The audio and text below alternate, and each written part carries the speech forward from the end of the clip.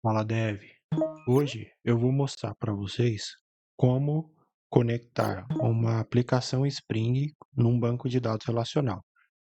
Para isso, nós vamos usar a biblioteca Spring Data JPA, que é uma implementação do Hibernate, e um banco de dados Postgres, que é um banco relacional bem utilizado no mercado. Basicamente, vamos precisar adicionar duas bibliotecas, que é a Spring Data JPA e o driver do Postgres. Se você já iniciou seu projeto e precisa só acrescentar elas, você pode vir aqui no site do startspring.io, colocar as duas dependências aqui, vir em explorar, e aí você pode copiar as duas dependências para não precisar ficar digitando. Eu vou copiar as duas aqui, vou no meu projeto, que é um projeto que eu já iniciei, vou no meu arquivo pom.xml e vou adicionar as duas bibliotecas aqui.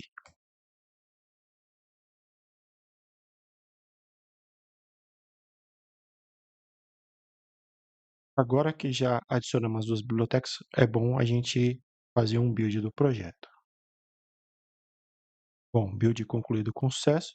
Agora, para que eu possa conectar minha aplicação no banco de dados, eu preciso de ter um banco de dados. No meu projeto, eu tenho aqui um Docker Compose de um Postgres na versão 16. Eu vou subir essa instância de banco para a gente conectar nela.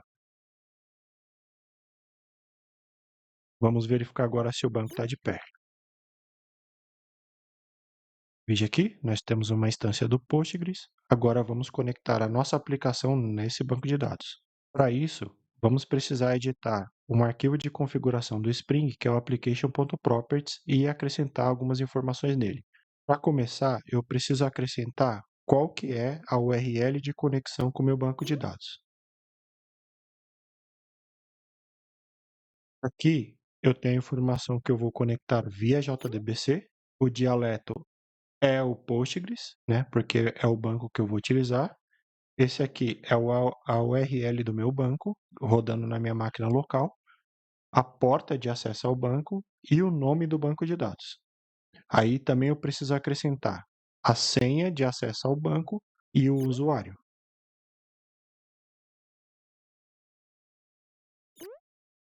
Bom, aí aqui temos o usuário de conexão com o banco e a senha. Agora, é importante você acrescentar uma informação, que é qual é o dialeto que o Hibernate deve conversar com esse banco. Para isso, podemos fazer através de uma configuração simples. Muito bem. Agora vamos acrescentar mais uma propriedade, porque eu quero que o JPA crie as minhas tabelas no banco com base nas minhas entidades. Agora precisamos ir nas classes que serão um espelho das tabelas do banco e colocar algumas anotações nela. Eu vou aqui no meu pacote entidades e vou achar a minha classe de entidade, que no caso é game.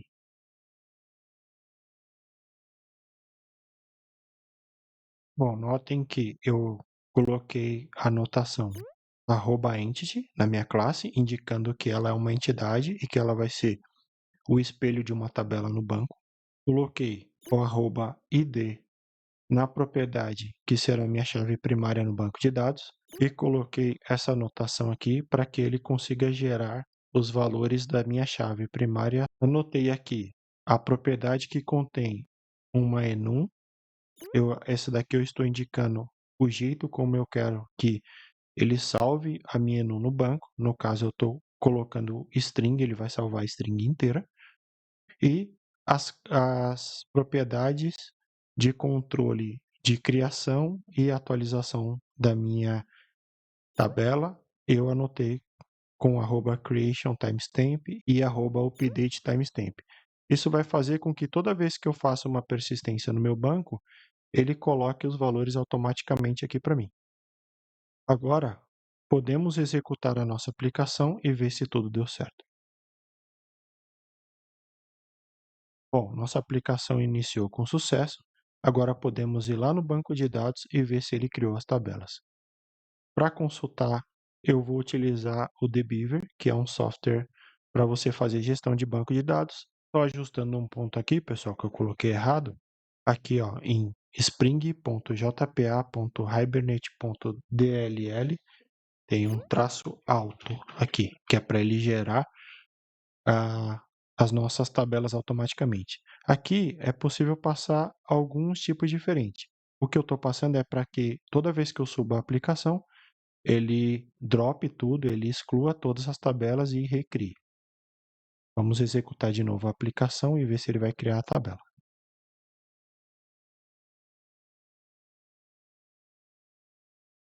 Bom, já tenho minha tabela criada. Agora eu posso fazer um teste gravando informações e recuperando. Eu já tinha configurado algumas coisas na minha aplicação. Basicamente, eu tenho aqui um controller, né? Eu tenho 3 operações no meu controller, uma para gravar, uma para listar todas as informações do banco e uma para buscar por ID. Eu tinha feito uma service que vai fazer essas operações. E agora, como eu tinha deixado uma interface aqui, eu vou configurar essa interface para que ela se comunique com o nosso banco de dados.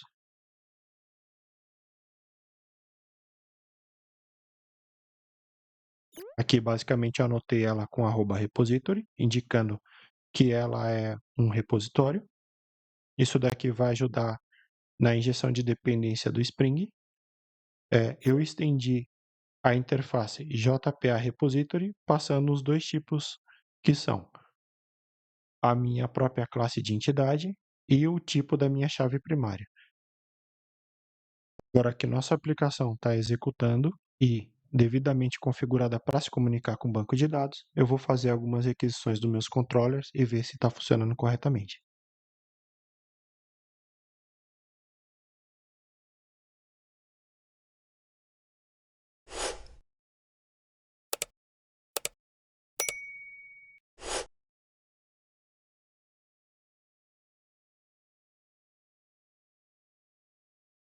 Bom, agora que eu já configurei com alguns requests, primeiro eu vou tentar criar um jogo aqui na nossa base de dados.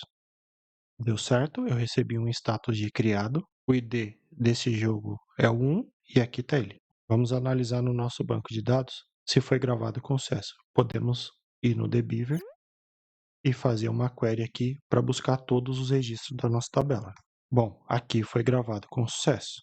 Agora vamos testar os nossos endpoints de listagem. Notem que ele está trazendo o jogo cadastrado e eu vou tentar utilizar o outro que busca por o identificador, funcionando corretamente.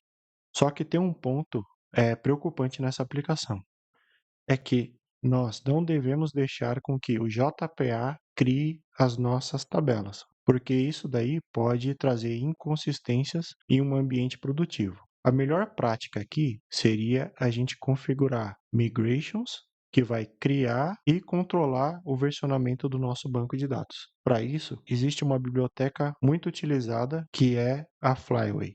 Vamos instalar ela no nosso projeto e configurar corretamente. Você pode vir aqui no site do Spring Initializer e procurar por Flyway. Flyway Migration. Como eu já estou com a minha aplicação funcionando, eu vou apertar aqui no Explorer e vou copiar a dependência dela.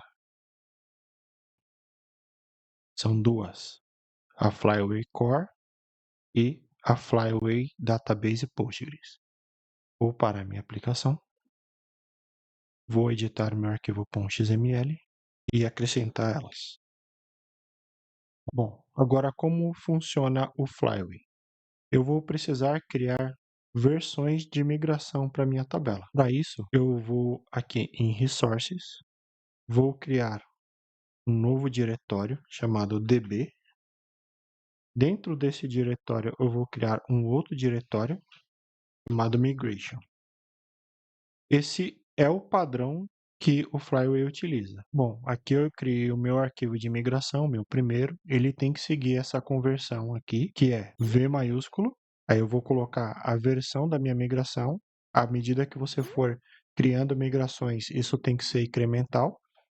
2 underscores, o nome do arquivo, que é basicamente o que a minha migração vai fazer no banco. Agora eu vou escrever o SQL que vai criar a minha tabela.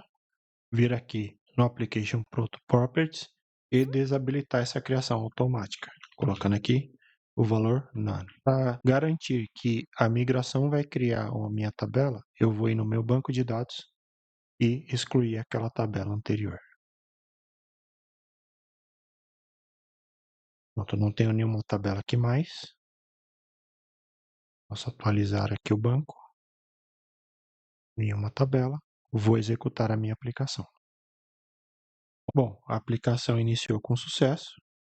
Se a gente voltar um pouco aqui no log, ele criou uma tabela de histórico do meu versionamento e executou uma migração, a versão 1.0. De novo, no dbeaver e atualizar o banco, vamos ver que a nossa tabela foi criada aqui.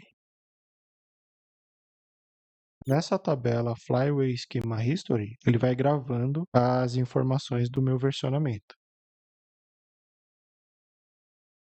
Agora, vamos fazer operações na nossa aplicação e ver se está tudo funcionando corretamente. Vou gravar novamente um jogo e vou listar lá para ver se está gravando com sucesso. Vou validar também fazendo um select aqui no meu banco e ver que tudo está acontecendo devidamente. Se eu quiser colocar aqui mais versões, basta com que eu crie mais arquivos seguindo o padrão da migração. No caso, ou V1.1 ou até V2 e colocando o contexto. Notem também que o nome que eu coloco no meu arquivo é o nome que ele vai usar como descrição na minha tabela de história. Bom, é isso que eu tinha para mostrar para vocês.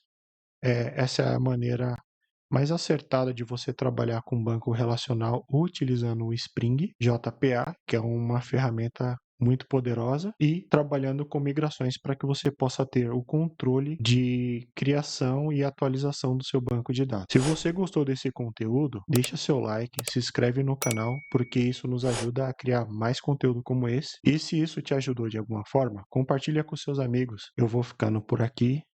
Valeu!